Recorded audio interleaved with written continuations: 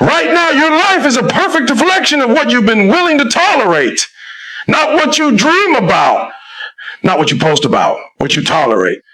And until you raise that line, your standard, nothing changes. You get what you want. You get what you tolerate. That single truth explains more about why people stay stuck than almost anything else. Think about it. Everybody says they want more money, better health, deeper relationships, more success, and more happiness. Wanting is easy. Wanting costs nothing. You can want something all day long and won't move the needle in your life 1 inch. What actually determines your reality is the line you've drawn for yourself, the line between what you say is acceptable and what you refuse to allow. That's your standard. And it's defined not by your dreams, but by what you're willing to put up with. If you tolerate being late, you will be late more often than not. If you tolerate people speaking to you disrespectfully, they will keep doing it. If you tolerate procrastination, you will always be behind. You can say you want discipline, respect, and progress, but if your actions say, it's okay for me to let this slide just this once, you're giving permission for that behavior to become normal. Your life right now is a direct reflection of the sum total over all the things you've been willing to tolerate over time. This is why you see people stuck in the same patterns year after year. It's not that they don't want change. It's that their tolerance for what they don't like is still higher than their drive to change it. If you can live with the discomfort, you will. If the pain is manageable, you'll choose the familiar over the effort it takes to fix it. The problem is, what you tolerate becomes the baseline you operate from, and you end up training yourself to expect less and less from your own life. There's a brutal honesty in confronting what you've been allowing. It's not fun to admit that you've been making excuses for why things aren't better. It's uncomfortable to acknowledge that you could have drawn the line higher. But you didn't. And yet that discomfort is the first step toward raising the standard. Because once you see it, you can't unsee it. Once you realize that the gap between what you want and what you have is filled with the things you're tolerating, you start to understand how much control you actually have. The shift happens the moment you decide that something is no longer acceptable. When you stop negotiating with yourself about whether you'll take action. At that point, it's not about desire anymore, it's about refusal. You refuse to accept mediocrity in your effort, in your environment, your relationships, in your habits. You refuse to let good enough be the ceiling. That refusal creates an urgency, and urgency is what drives action. The dangerous thing about tolerance is that it's sneaky. It often doesn't feel like a choice. It feels like life just keys this way. But if you look closer, you'll see the truth. Every lowered standard was agreed to in tiny. Quiet moments where you told yourself you'd deal with it later, that it wasn't a big deal, that you'd fix it someday. Those moments pile up until you're surrounded by things you usually never actually wanted but somehow agreed to live with. Your standard is the invisible line you set for your life. You probably don't walk around thinking about it, but it's there, shaping every decision you make, every habit you keep, every result you see. It's not written down anywhere. No one else can see it, but you live by it whether you realize it or not. That line says, this is the minimum I will accept for myself in this area of my life. And here's the thing. Most people's line isn't set where they think it is. They believe their standard is high because they talk about wanting more, but their actual standard is much lower, and it shows in their behavior. You can say you value your health, but if your invisible line allows you to skip workouts whenever you're tired, that's your true standard. You can say you expect respect in relationships, but if your invisible line allows people to speak to you in a way that makes you feel small, that's your true standard. Your actions, not your words, are the proof of where that line really is. That's why you have to be brutally honest with yourself about what you're allowing. This invisible line doesn't get set once and stay fixed forever. It's flexible for better or worse. Every choice you make is either raising it or lowering it. When you push yourself to do the extra rep, to make the uncomfortable phone call, to speak up instead of staying silent, you raise it. When you hit snooze instead of getting up, when you let a small problem slide, instead of addressing it, you lower it. It's a constant negotiation between your current comfort and your long-term goals. And the winner of that negotiation decides the life you end up living. The tricky part is that lowering your standard doesn't usually feel like a big deal in the moment. It's just at this one time. But standards don't drop in a dramatic fall. They roll quietly, one small compromise at a time. And before you realize it, you've normalized behaviors, habits, and environments that are far below what you once said you wanted. On the flip side, raising your standard often feels uncomfortable, inconvenient, and exhausting at first. It's demanding. It forces you to show up differently and hold yourself accountable in ways you might not be used to. That's why most people avoid it. They want results without the tension that comes with raising the line. The reality is that your invisible line is the clearest predictor of your future. It's not talent, luck, or even resources. It's the baseline you set for yourself and the level you refuse to drop below. If your standard for effort is high, you'll find a way to push through obstacles.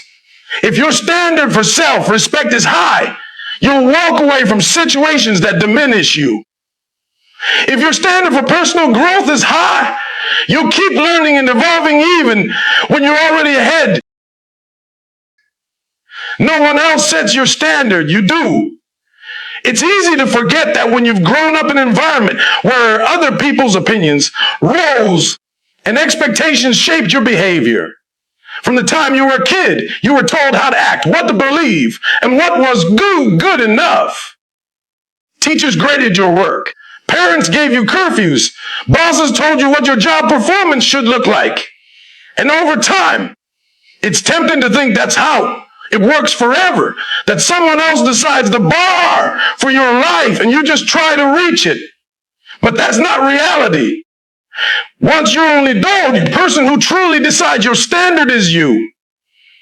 If you don't take ownership of that, you end up living by someone else's rules without realizing it. You'll measure yourself against your parents' definition of success. You'll work in a way that matches your boss's expectations, but ignores your own.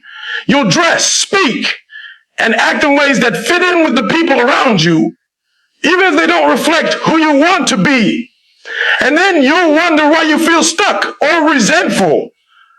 It's you've been playing by a standard you didn't set. The moment you decide to set your own standard, things change. You stop outsourcing your self-worth to other people's approval. You stop letting the culture around you dictate what's acceptable for your life. You begin to define for yourself what effort looks like, what integrity means, what success feels like. That doesn't mean ignoring feedback or refusing to learn from others. It means you're no longer living at the mercy of someone else's line in the sand. Setting your own standard is an act of responsibility.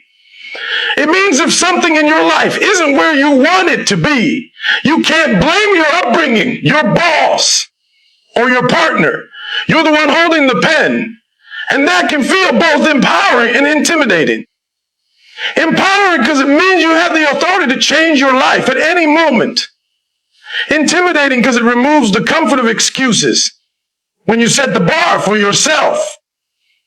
You can't point anyone else when you fail to reach it. It's important to understand when you take full control of your standard, you might raise it above what the people around you think is normal. That will make some people uncomfortable. They may even push back because your higher standard forces them to look at their own choices. That's fine. You're not building your life to make them comfortable. You're building it to make yourself proud. Every time you decide to work harder than required, to learn more than expected, to live more integrity than demanded. You're proving to yourself that you don't need someone else to tell you how high to aim. You are the one setting the tone for your life, and no one else has the authority to do that unless you hand it over to them. You lower your standard when you accept fine instead of great. On the surface, fine feels harmless. It's not bad. It's not a disaster. It's just okay. And because it's not urgent or catastrophic, you convince yourself it's good enough. But fine is where dreams quietly go to die because it doesn't push you, stretch you, or demand your best. It lets you coast. It tricks you into thinking you're safe when really you're stuck. When you say something is fine, what you're really saying is, I'm willing to live with less than I'm capable of. That can happen in your career, where you stay in a job that pays the bills but doesn't challenge you. It can happen in your health, where you tell yourself you feel fine, even though you're out of breath walking up the stairs. It can happen in relationships, where the connection is dull and predictable, but you tell yourself it's better than being alone.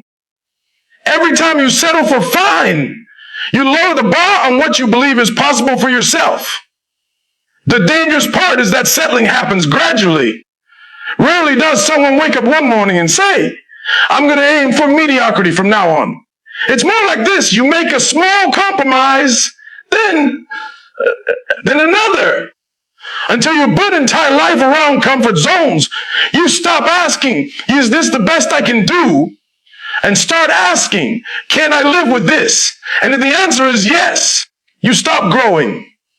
Greatness doesn't come from what's tolerable. It comes from what's non-negotiable.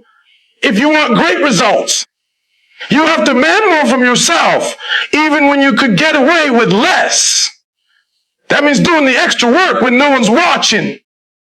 It means holding yourself to a higher level of preparation, detail, and discipline than the situation technically requires. It means walking away from fine relationships, jobs, and fine routine, because you know they're not helping you become who you're meant to be. Accepting fine might feel easier in the short term, but it costs you long-term fulfillment. It robs you of the pride that comes from knowing you gave your all. Over time, you don't just get used to average. You start to believe average is all you're capable of. That's how potential gets buried, not by failure, but by comfort.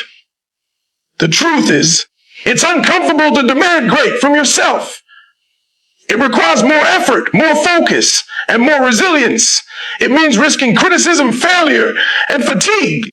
But it's also where growth happens. Every time you choose great over fine, you raise your personal baseline. You teach yourself that you're capable of more than you thought. And once you've experienced that level, going back to fine will feel impossible, because you know exactly what you gave up when you settled. To change your life, raise your standard and keep it there under pressure. Raising your standard sounds inspiring in theory, but in practice, it's one of the hardest things you can do. Anyone can set a new goal or make a bold declaration when they're feeling motivated. It's easy to say, from now on, I'll work harder, eat better, or push myself more. The real test comes when the excitement fades, when you're tired, stressed, or tempted to take the easy way out. That's when most people slide back to their old baseline, because holding a higher standard takes more than enthusiasm. It takes commitment that doesn't waver when life gets inconvenient. The moment you raise your standard, you create a gap between who've been and who you're becoming. That gap is uncomfortable. Your old habits will try to pull you back. People who were fine with to hold you might not understand why you're suddenly pushing harder or demanding more from yourself. The temptation to drop back down is real because it feels safer, easier, and less isolating. But if you want lasting change, you have to resist the pull of your old comfort zones. You can't just raise your standard when the conditions are perfect. You have to hold it even when everything in you wants to lower it. Pressure will expose whether your new standard is just an idea or a true commitment. For example, if your new standard is showing up early, it doesn't count only on days when traffic is light and you slept well. It counts on the days when the alarm feels like torture, when the roads are clogged, when every reason to quit is right in front of you. If your standard is eating healthy, it doesn't disappear at the first invitation to a dinner that tests your willpower. If your standard is excellence in your work, you don't let deadlines, stress, or lack of recognition push you into doing the bare minimum. This is why raising your standard is so transformative. It's not just about what you do, it's about who you become in the process. Every time you keep your standard under pressure, you're building resilience, self-respect, and trust in yourself. You're proving that you can be counted on, not just by others, but by you. That internal trust is powerful because once you know you hold the line no matter what, your confidence skyrockets. Consistency is what turns a raised standard into a permanent part of your identity. At first, you'll have to fight for it. You'll remind yourself constantly why you said it. You'll catch yourself trying to negotiate your way out of it. But over time, holding the higher standard becomes second nature. It stops feeling like extra effort and starts feeling like only way you operate. That's when change becomes permanent. Not when you raise your standard once, but when you make it impossible for yourself to lower it again. Discipline is great as motivation because motivation is unreliable. Motivation is like a friend who only shows up when it's sunny and convenient. Some days you wake up feeling ready to take on the world, and other days you don't even want to get out of bed. If your progress depends on how motivated you feel, you'll make progress only on the good days, and the rest of the time you'll stall. Discipline, on the other hand, doesn't ask you how you feel. It asks you what you've committed to. It's a system that keeps you moving forward, whether you're in the mood or not. A motivation is an emotion, and emotions fluctuate. They're influenced by sleep, stress, weather, distractions, and 100 other factors you can't always control. Discipline is a decision backed by consistent action. It's the internal agreement that says, I do what I said I'd do, no matter what my current mood or circumstances are. That's why people who rely solely on motivation tend to have peaks and valleys in their performance, while people who rely on discipline have steady upward progress over time. The beauty of discipline is that it removes the daily negotiation with yourself. Without discipline, you wake up and think, do I feel like going to the gym today?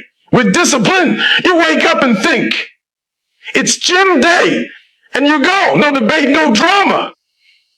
Discipline takes willpower out of the moment and turns your actions into habits. And habits are far easier to maintain constantly making fresh decisions under pressure. Building discipline doesn't mean you become a robot. It means you train yourself to honor your commitments, even when they're inconvenient. That might mean showing up to work prepared even after a late night. It might mean choosing the healthier meal when you'd rather indulge.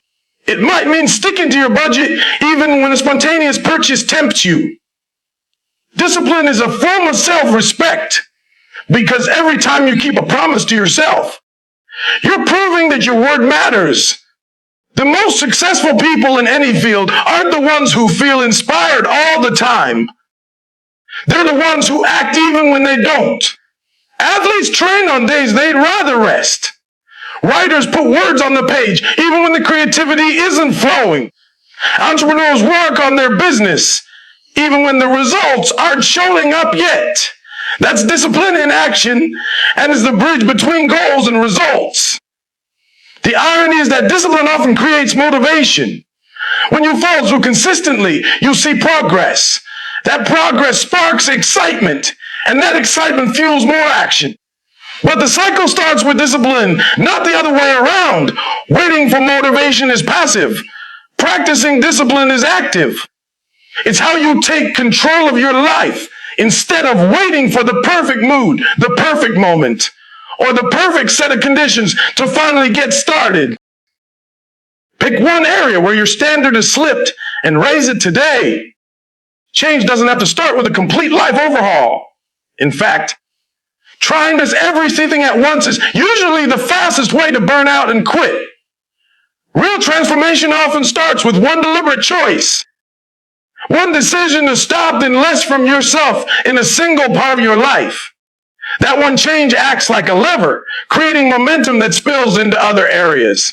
The key is to be specific instead of vaguely saying, I need to get my life together. You identify one place where you've let your standards slide and commit to raising them immediately. Maybe it's your health. You've told yourself you'll get back to the gym, but weeks have passed and you're still skipping workouts. Maybe it's your career. You've been showing up, doing the bare minimum and telling yourself it's just a phase. Maybe it's your finances. You've been ignoring your budget, making impulse purchases, and pretending it's not a big deal. Whatever the area is, you know because it nags at you. There's a voice in your head that keeps saying, you're better than this, and you've been ignoring it. That's the place to start. The reason you pick one area is focus. When you try to raise your standard everywhere at once, you dilute your energy. You're spread too thin, and every area gets a little attention, but no real transformation. By choosing one target, you can put all your effort into proving to yourself that you can hold a higher line.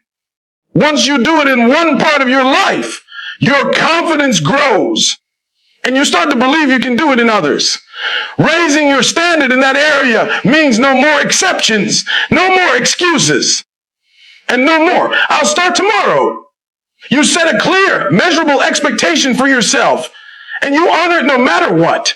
If it's health, you decide exactly how many workouts per week you'll do and stick to it. If it's career, you define what going beyond looks like, and you do it consistently. If it's finances, you commit to tracking every dollar and making choices that align with your goals. The point is to create a new baseline that feels non-negotiable. The shift doesn't happen the day you set the goal. It happens in the moments when you're tempted to drop it and you don't. Every time you honor that commitment, you're reinforcing the new standard and sending yourself the message. This is who I am now. That repetition turns the action into identity. And once something becomes part of your identity, it's much harder to break. Picking one area and raising your standard there isn't about perfection. It's about proving to yourself that you have the ability to decide what you will and will not accept. It's about building the muscle of discipline in self, respect in a way that's manageable and sustainable, so that over time, the ripple effect lifts every other part of your life without you even realizing it's happening. Once you set the standard, you teach the world how to treat you, and you teach yourself how to win. People take cues from how you carry yourself, how you respond to challenges, and what you allow into your life. If you let others speak to you with disrespect and you don't address it, you're signaling that it's acceptable. If you consistently show up late, you're telling people your time and theirs isn't a priority. If you work below your capability but still accept praise, you're saying that effort at that level is enough. Whether you realize it or not, every action you take is broadcasting your standard. And the people around you adjust their behavior accordingly. Setting a high standard doesn't just change how others treat you. It changes how you see yourself. When you decide you will no longer accept certain behaviors, habits, or outcomes, you start to carry yourself differently.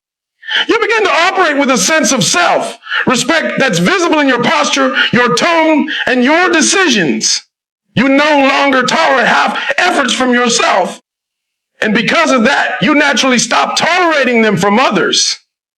The dynamic shifts. You're no longer reacting to the world. You're leading it. This is also how you teach yourself how to win. Every time you hold your standard, especially when it's hard, you create evidence that you can be trusted with your own goals. That self-trust is the foundation of confidence. It's not built by motivational speeches or big declarations. It's built by the quiet, repeated act of doing what you said you would do. You start to believe in your ability to follow through because you have proof. That belief changes the risks the way you take, the challenges you're willing to face, and the goals you're willing to pursue. When you set a standard and hold it, the world starts to meet you there. People who don't respect it will either adjust or drift away. Opportunities that match your standard will start to feel natural, while ones that don't will feel out of place.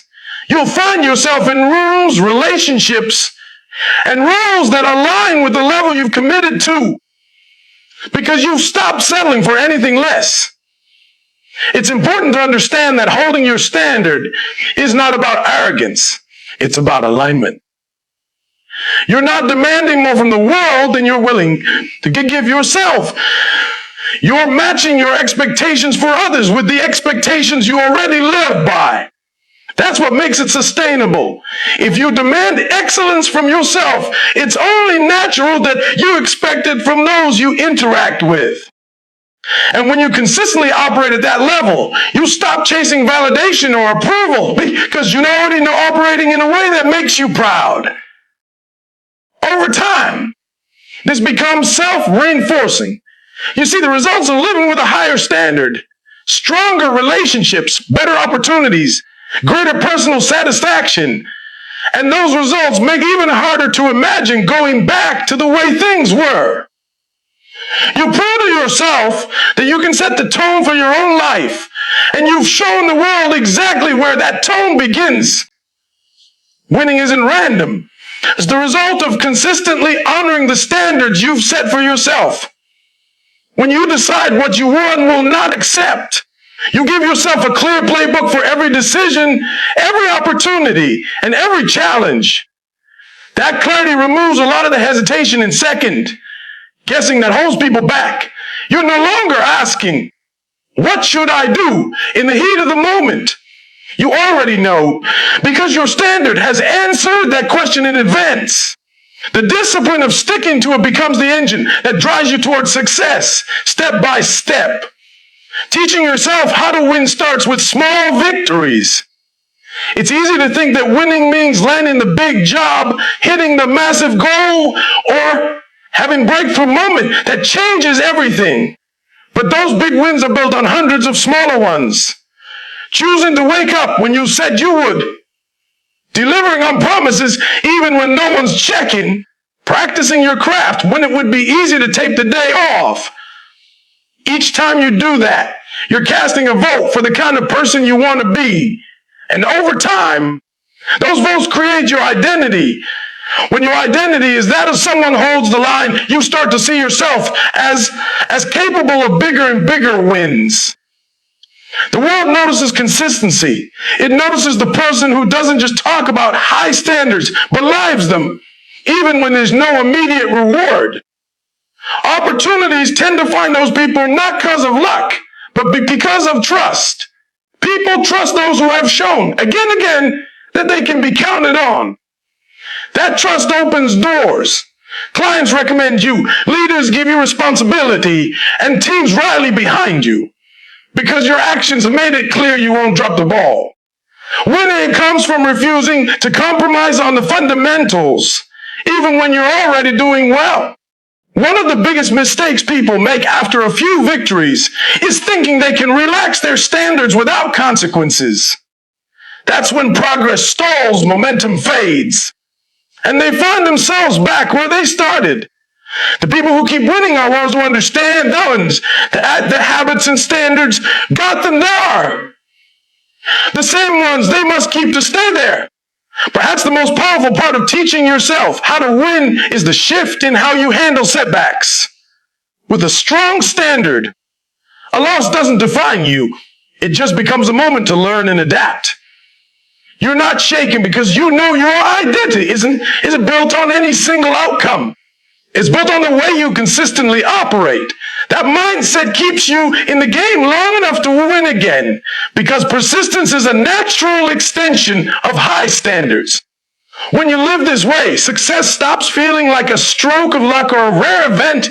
It becomes the natural byproduct of how you operate every day. You build the habits, the discipline, and the mindset that create wins on repeat. And you trust yourself to keep producing them because your standard never drops. Raising your standard is not a one-time decision. It's a lifelong practice. You can't declare a higher standard once and just assume it will stay in place without effort. Life will constantly test it. People will challenge it. Circumstances will push against it. And if you're not intentional, your standard will quietly slide back to its old level without you even noticing. That's why consistency matters much as the initial decision. You have to recommit to your standard daily, sometimes hourly, especially when it's under pressure. The real growth happens in the moments when it would be easiest to let the standard slip. It's the long workday when you still show up for your workout. It's the stressful week when you still follow your nutrition plan. It's a tempting shortcut that you refuse to take because it would compromise your integrity. These are the moments that separate those who raise their standard temporarily from those who live at that level permanently. Every time you choose to hold the line, you make it stronger. Every time you compromise, you weaken it. The challenge is that the world often rewards short-term wins, even if they come from cutting corners. You can get quick recognition by doing them in the right place at the right time. But those moments don't build lasting success. High standards build reputations, trust, and results that compound over years, not weeks. That's why the standard you set for yourself has to be independent applause or criticism of others. It's not about proving anything to anyone else. It's about proving something to yourself. When you keep your standard high over time, you change your relationship with yourself. You stop being someone who hopes for discipline and start being someone who embodies it. That self-respect shows up in every area of your life. You take better care of your health because you see yourself as worth the effort. You perform better at work because you won't accept mediocrity from yourself. You hold better boundaries in relationships because you refuse to settle for less than mutual respect. The standard becomes part of who you are, not just something you do. There's also a ripple effect. People notice when you consistently live by a higher standard, and it inspires them to raise their own. You might not even realize the impact you're having, but your example challenges others to reevaluate what they're willing to accept from themselves. In this way, keeping your standard high doesn't just change your life. It has the potential to change the lives of those around you. Over time, this level of consistency creates a kind of quiet confidence. You know that no matter the situation, you will operate according to the principles you set. You don't have to wonder how you'll respond to temptation, difficulty, or pressure. You've already decided. That certainty frees up mental energy and makes you more decisive. Because your choices are guided by something you've already committed to rather than emotions or convenient in the moment. Your standard is the baseline for your future.